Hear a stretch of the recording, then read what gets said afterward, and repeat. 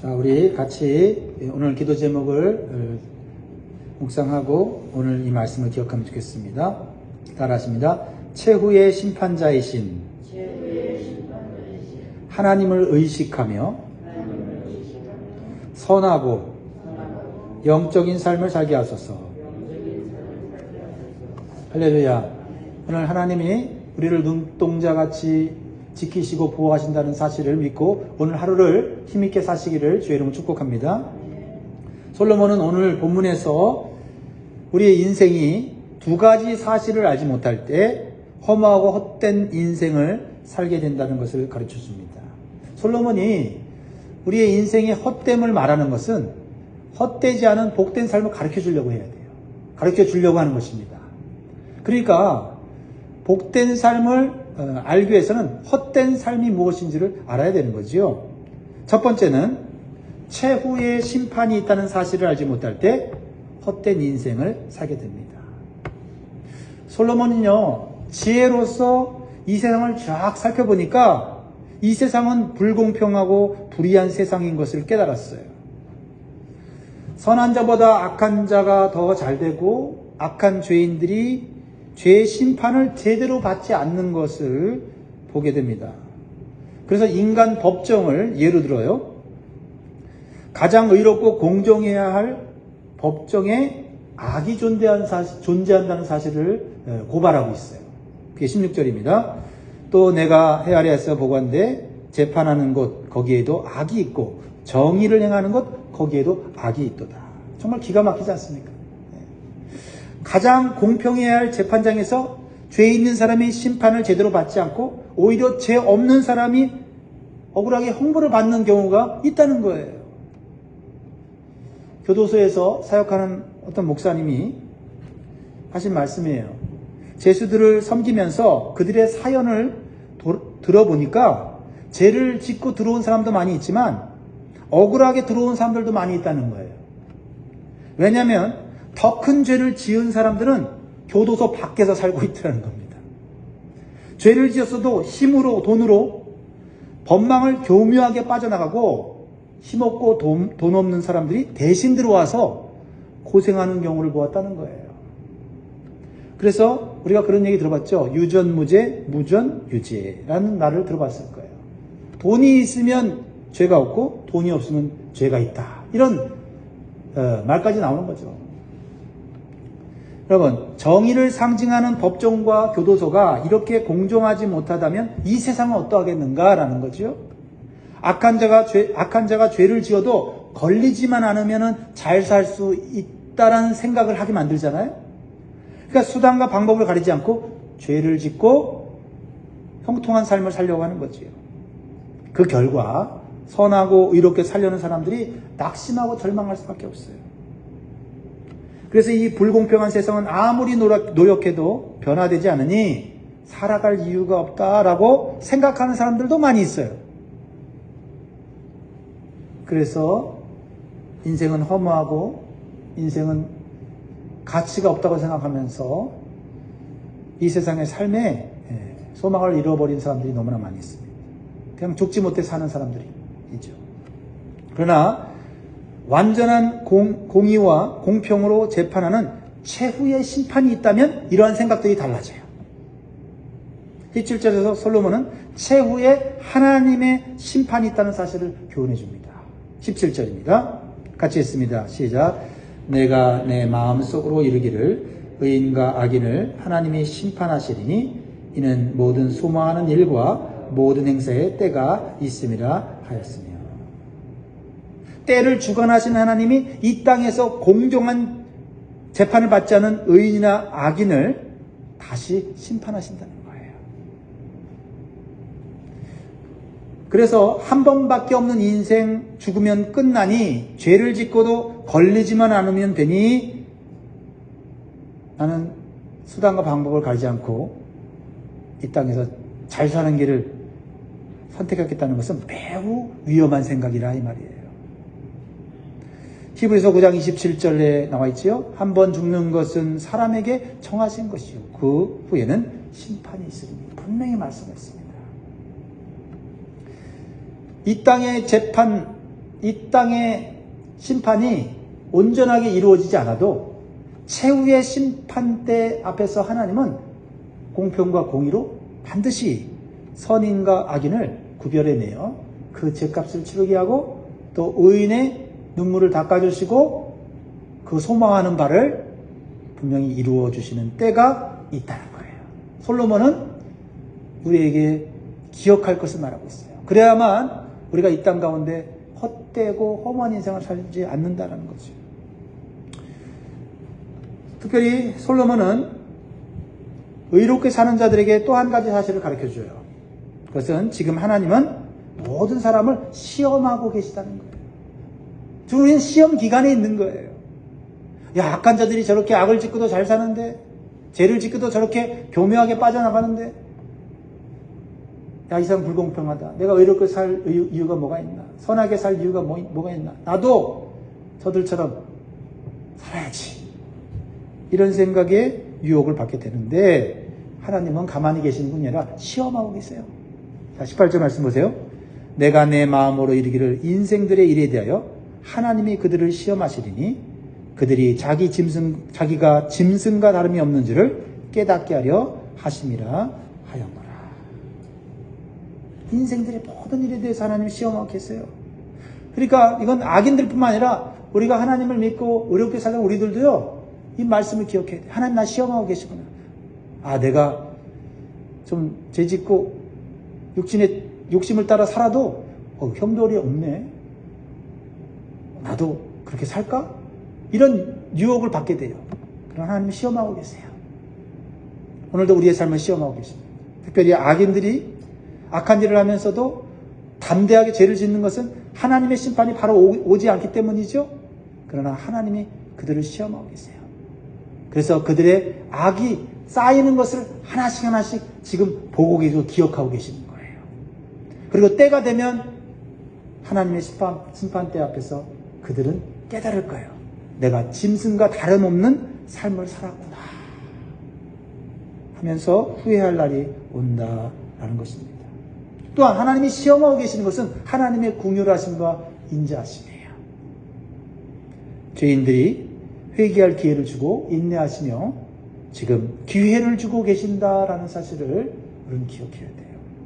우리도 그런 기회를 얻어서 예수님 믿게 되고 하나님 말씀을 통해서 의롭게 살고자 하는 그러한 결단을 하게 되었지 않습니까?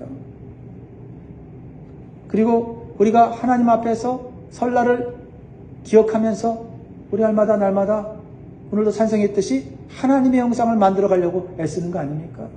그러니까 우리가 이 땅에서 높아지려고 하고 많이 가지려고 하는 그런 목표보다 더 중요한 목표는 하나님 닮는 연습하는 거예요.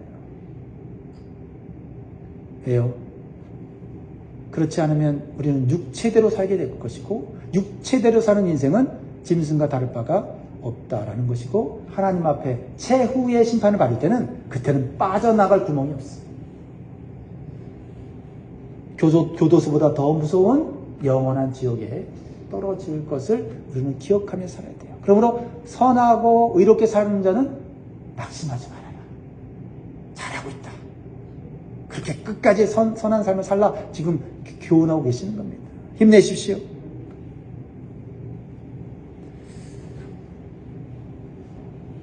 그래서 솔로몬은 하나님의 최후 심판을 알지 못하는 인생은 아무리 이 세상의 기준으로 잘 살아도 헛된 인생을 살 수밖에 없다는 것을 가르쳐주고 있습니다.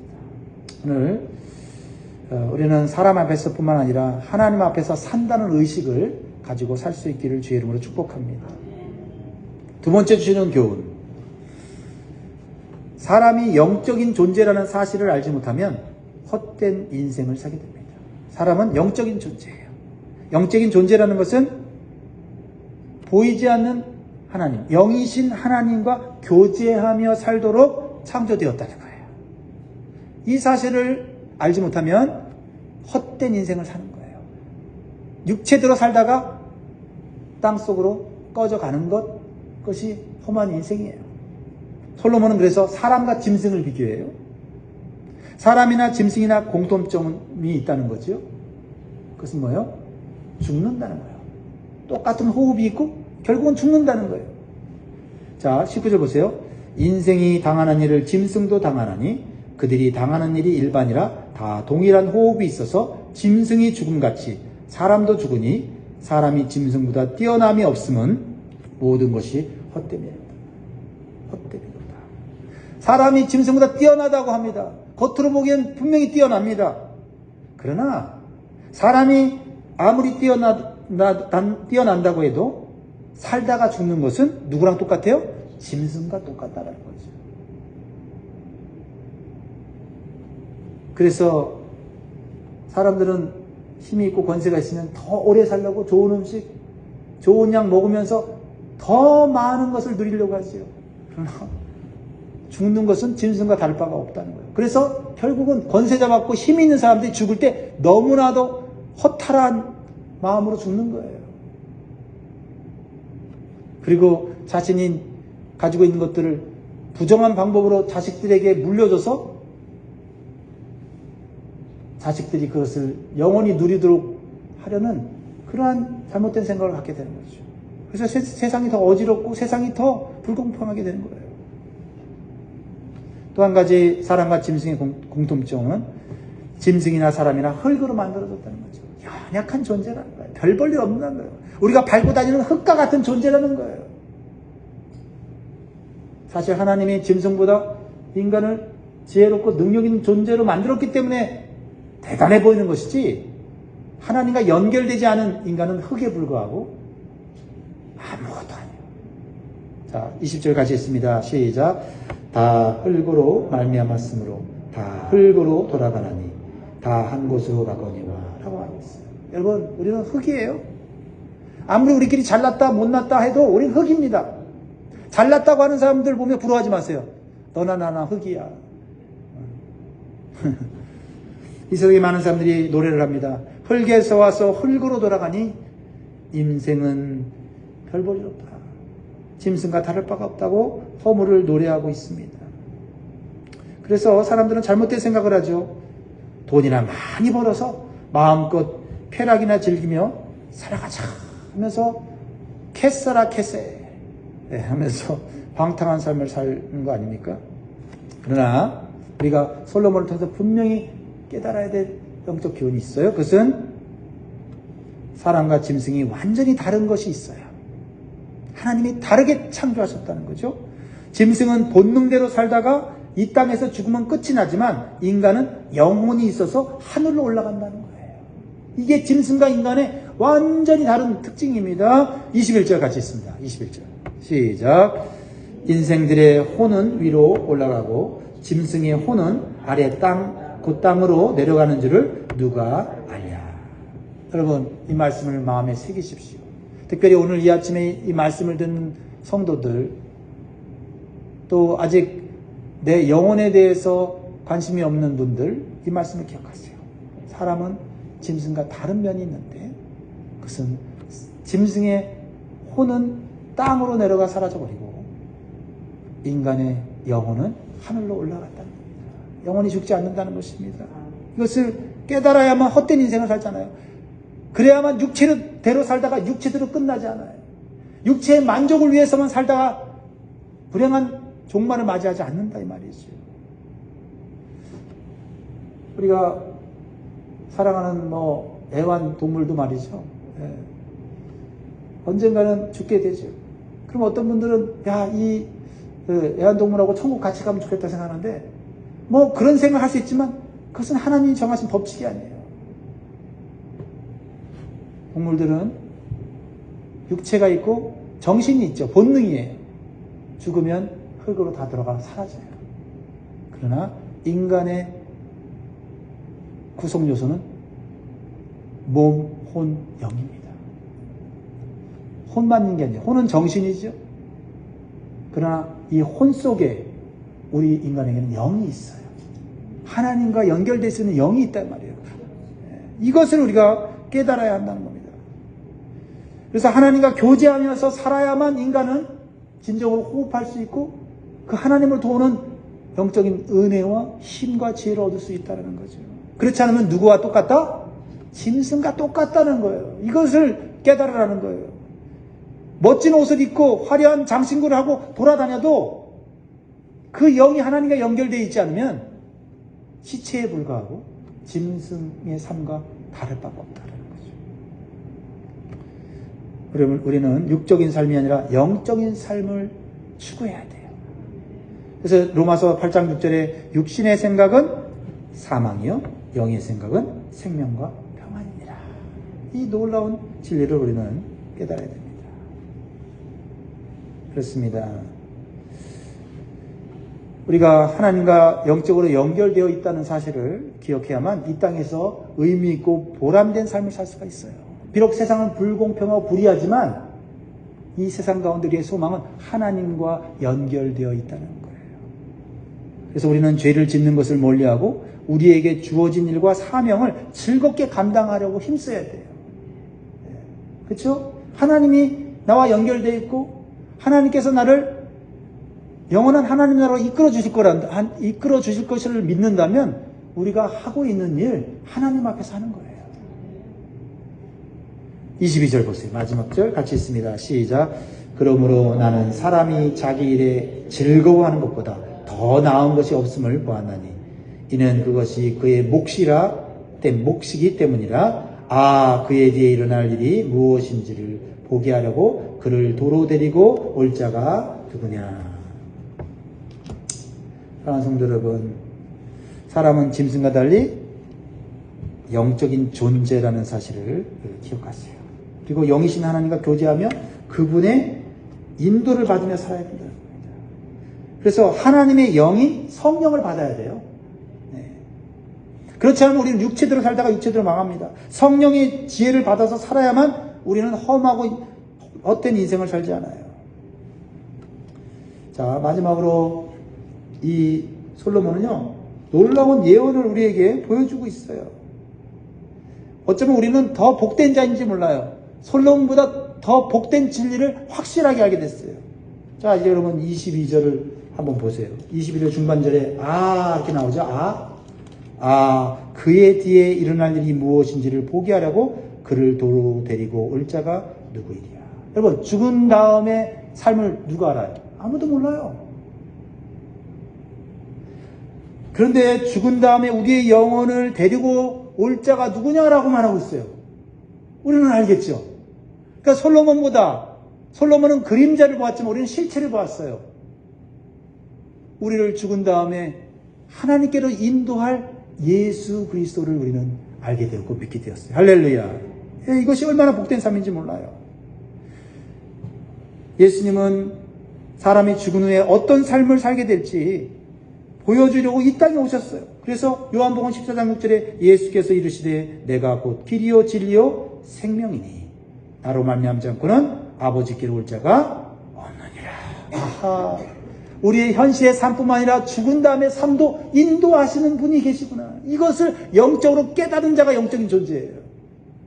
바로 하나님의 아들이신 예수 그리스도. 이 땅에 오셔서 우리를 위해 죄를 위해 죽음을 위해 죽으시고 우리에게 생명을 주신 그분을 온전히 믿을 때 우리가 영적인 존재가 되는 것이고 영적인 사람이 되는 것이고 영적인 축복을 받는 자가 된다라는 것입니다. 이 땅의 삶이 전부가 아니라는 사실을 우리는 알아야 할 줄 믿습니다. 현재의 삶 속에서도 죽은 이후에도 예수님의 인도함을 받아 천국에서 복된 삶을 살 것을 우리는 믿고 기다려야 돼요. 그게 대강절입니다. 그리고 크리스마스의 의미예요. 여러분, 요한복음 14장 1절에서 4절 읽고 제가 3절까지 읽고 말씀 마치겠습니다. 예수님이 우리의 모든 삶과 우리 죽음 이후의 삶을 인도하시는 분임을 신약에서 분명히 나와 있죠. 요한복음 14장 1절 너희는 마음에 근심하지 말라. 하나님을 믿으니 또 나를 믿으라. 내 아버지 집에 거할 것이 많도다. 그렇지 않으면 너희에게 일러서리라. 내가 너희를 위하여 거처를 예비하러 가노니 가서 너희를 위하여 거처를 예비하면 내가 다시 와서 너희를 내게로 영접하여 나 있는 곳에 너희도 있게 하리라. 그러면 여러분, 오늘 하루 살면서 불공평과 불의한 일을 본다 할지라도 낙심하지 마십시오. 최후의 심판자이신 하나님 바라보면서 나는 죄짓지 말아야지, 의롭게 살아야지, 선하게 살아야지, 또 나에게 주어진 일과 사명을 즐겁게 해야지. 그래서 주님의 인도함을 받고 영원한 그 천국에서 영생 복락을 누리게 될 것을 우리는 소망해야 될 줄 믿습니다. 기도하겠습니다.